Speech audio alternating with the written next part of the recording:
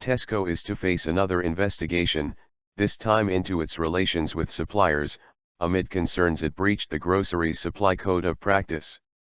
The Groceries Code Adjudicator, GCA, joins the Serious Fraud Office and the Financial Reporting Council in investigating the supermarket chain. The adjudicator, Christine Tacon, said she had reasonable suspicion that the code had been breached. She said other supermarkets might also be investigated. However, the GCA will not be able to fine Tesco for past offences.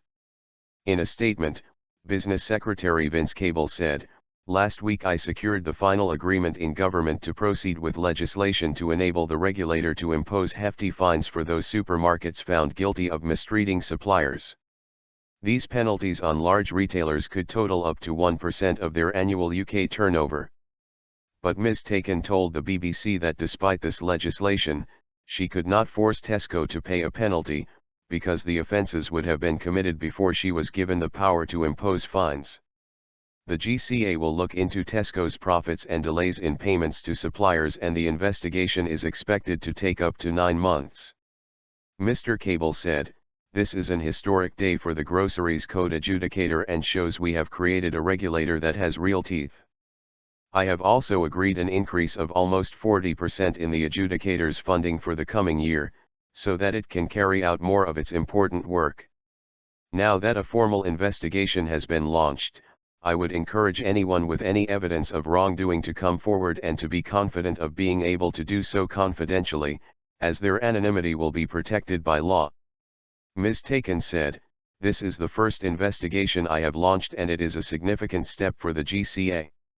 I have applied the GCA published prioritization principles to each of the practices under consideration and have evidence that they were not isolated incidents, each involving a number of suppliers and significant sums of money."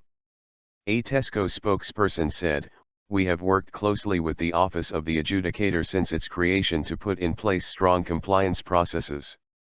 An internal review we carried out and shared with the GCA identified some areas of concern. We have taken action to strengthen compliance and, as we have announced, we are changing the way we work with suppliers."